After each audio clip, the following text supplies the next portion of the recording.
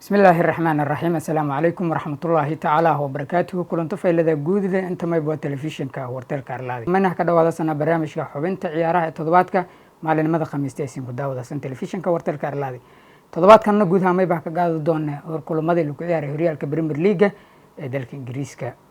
kooxooyin qaar oo guuleysiday kooxooyin badanna iyo hadda lagu badi xaaladaha Premier League isku aadka Champions League يا سوق الإبسيا جودان كفلان قيان برامج كا تضبط كنا ما برتكها عبد العزيز تلفزيون كورتال كارلادي برامج حوانتي أراك كدوب وكله إبراهيم كورتال كارلادي يو قبتيس تي في وهي عبد العزيز كينكم هنجا وقتها قروح البضاعة هذه مرتي تضبط كان كلهم حسب بدن يهوريال بريمير ليج الكوياري أنا سمي فدان إن الفلان كينو وأنا إسلا غرفينا سبتدي مركون هكوبلا هنا ما ياري كوخذ كوبدا عكتا نوترام فورستي iyo Brighton half Albion aadaway kulankaas wixii ka dhacay waa la ogaay aadiyaad todoba gool iyo wuxuu ku dhamaaday ever oo Brighton looga badiyay aadiyaad ciyaareedka Nottingham Forest marka la fiiriyo form fiican ay ku jiraan kooxo badan oo waaweyn oo Premier League taariikh kulana dabcan waqtigan la jooga ayaga ka fiican marka la fiiriyo in todoba gool ay ku badiyeen kaalin saddexaad ay joogaan City ku soo dhawaan lahayn aan ognahay wixii lagu dhigay اسبوعا waxaa dhihi karnaa waa isbuuci goolasha ugu tirada badan dabcan liska dhaliyay oo markii la fiiriyo in kulan Premier League ah ama isbuuc Premier League ah marna todoba la dhaliyay marna shan la dhaliyay aadiyad waayahay Liverpool ayana ma la dheelayeen Bournemouth labi eber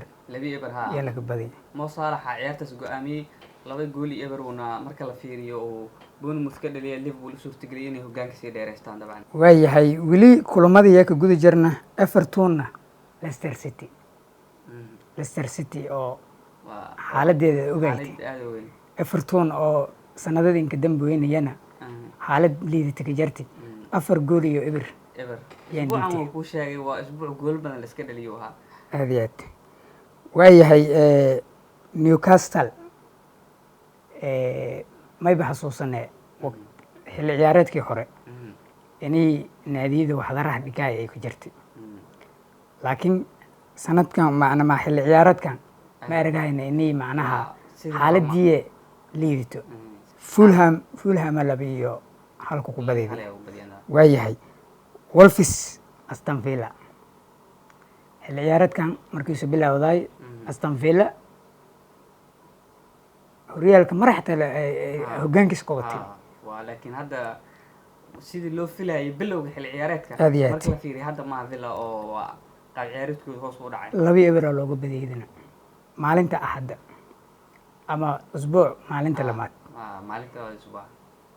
Tottenham Hotspur iyadana ma la dheelay naadiga laga magacaabo ama laga naanayso shinada Tottenhamna yana toddobaad ay guuleysatay usbuucii waa guuleysatay laakiin horyaal shugul ma ku dhayay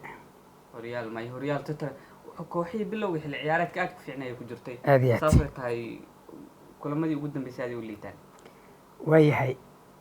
Manchester United ogna lama Manchester intii aan faylahayn xaaladii laakiin Manchester United maalin basi waa lama kulan hoobiya faylahaata labada kulan kale bes waay Crystal Palace والفرساعديس aadiyad hadda hadii meel suroog lahay dhibaato kala hadalay tad laba gool leeyahay ku dheeligda inkastoo United naftirkeedii xidigay lagu absaday maadkood Rashford iska dirtay marka laba iyo eber yeelan ku baday xaaladda Manchester United niyo horta Manchester bilowgii xil ciyaareedkan waxaa waday nin lagu magacaabo Erik ten Hag oo kooxda laga buriyay tababaraha kooxdan ahaa Manchester sanadii la soo dhaafay tababarayaal badan ee kooxda ka buriyeen waxaa loo dhiibay Ruben